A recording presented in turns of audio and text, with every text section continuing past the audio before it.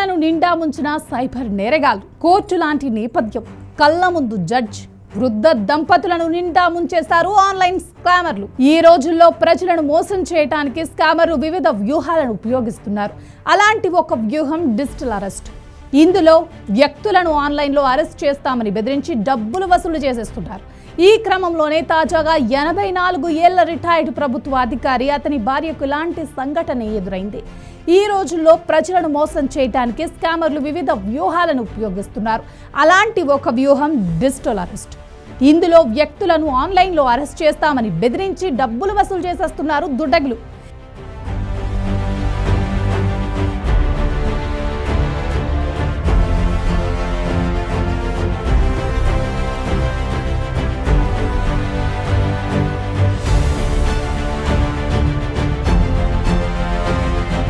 ఈ క్రమంలోనే తాజాగా 84 ఏళ్ల రిటైర్డ్ ప్రభుత్వ అధికారి అతని భార్యకు ఇలాంటి సంఘటన ఎదురైంది.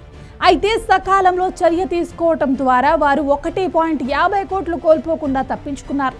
ఈ సంఘటన గుజరాత్ రాజధాని అహ్మదాబాద్లో జరిగింది. ఈ వృద్ధ దంపతులకు ఒక స్కామర్ నుండి వాట్సాప్ కాల్ వచ్చింది. అతను తాను కోర్టుకు సంబంధించిన అధికారిగా చెప్పుకున్నాడు. అతను తన పేరు ప్రదీప్ కుమార్ అని చెప్పాడు. ఈ జంటను మోసం చేయడానికి ఒక ప్రైవేట్ ఎయిర్లైన్కు సంబంధించిన మనీ లాండరింగ్ కేసులో వారి పేర్లు కనిపించాయని, బంధువుల నుండి తనకు సమాచారం అందిందని, వారు ఆన్లైన్లో కోర్టుకు హాజరు కావాలని స్కామర్ చెప్పాడు. ఫోన్ చేసిన వ్యక్తి దంపతులను వారి ఇంటి నుండి బయటకు వెళ్ళవద్దని లేదా ఎవరిని లోపలికి అనుమతించవద్దని సూచించాడు. వృద్ధ దంపతులకు ఎటువంటి అనుమానం రాకుండా చూసేందుకు అన్ని ప్రయత్నాలు జరిగేశాయి అక్కడ.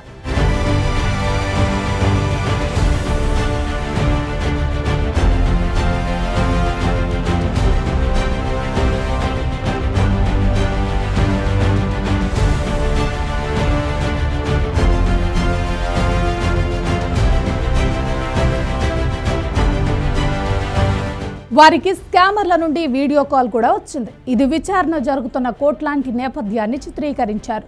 స్క్రీన్పై ఒక వ్యక్తి న్యాయమూర్తిగా నటిస్తూ కూర్చున్నాడు. ఒక ప్రాసిక్యూటర్, కోర్టు సిబ్బంది కూడా కనిపించారు. న్యాయమూర్తిగా నటిస్తున్న వ్యక్తి దంపతుల పేరుతో 227 ఖాతాలు తెరిచినట్లు పేర్కొన్నాడు.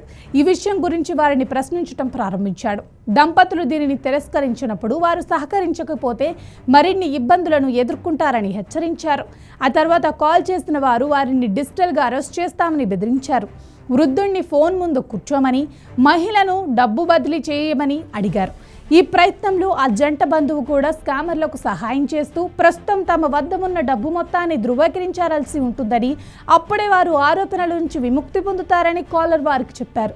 వారు ఆన్లైన్ బ్యాంకింగ్ను ఉపయోగించినందున ఆర్టీజీఎస్ బదిలీ కోసం బ్యాంకుకు వెళ్ళమని అడిగారు అని దంపతులకు వివరించారు. డిసెంబర్ 9న ఆ మహిళ బ్యాంకుకు వెళ్లి వెరిఫికేషన్ తర్వాత తన ఖాతాకు డబ్బు తిరిగి వస్తుందని నమ్మి 2.10 కోట్లు స్కామర్ల ఖాతాకు బదిలీ చేసింది. మరుసటి రోజు ఆమె మరో 2.1 మిలియన్లను బదిలీ చేస్తుంది. ఆమె మరొక ఖాతాలో 1.5 కోట్లు కూడా ఉన్నాయి. ఆమె ఒక ఆస్తిని అమ్మిన తర్వాత అందుకున్న డబ్బు ఇదంతా. స్కామర్లు ఈ డబ్బును కూడా డిమాండ్ చేశారు. ఆమెపై కేసు పెడతామని, దానిని బదిలీ చేయకపోతే భారీ జరిమానాలు విధిస్తామని బెదిరించారు. భయపడి ఆమె నగదు మొత్తాన్ని బదిలీ చేయడానికి బ్యాంకుకు వెళ్ళింది. మేనేజర్ దీన్ని వింతగా భావించి బ్యాంకులో ఉన్న ఒక పోలీస్ అధికారిని దర్యాప్తు చేయమని కోరాడు. ఆ తర్వాత పోలీసులు ఆ మహిళను ఆమె ఇంటికి తీసుకెళ్లారు. అక్కడ ఆమె వృద్ధ భర్త వీడియో కాల్లో అనేక మంది పురుషులతో మాట్లాడుతున్నట్లు గుర్తించారు. అతను కాల్ చేసిన వారికి తాను పోలీస్ స్టేషన్ నుండి వచ్చానని చెప్పినప్పుడు వారు వెంటనే ఫోన్ను డిస్కనెక్ట్ చేశారు. ఆ తర్వాత వారు తమను మోసం చేశారని దంపతులకు తెలియజేసి సైబర్ క్రైమ్ హెల్ప్ లైన్ను సంప్రదించమని సూచించారు. ఆ జంట నేషనల్ సైబర్ క్రైమ్ పోర్టల్లో ఫిర్యాదు చేశారు. కాగా ఈ కేసులో ఇంకా ఎఫ్ఐఆర్ నమోదు కాలేదు.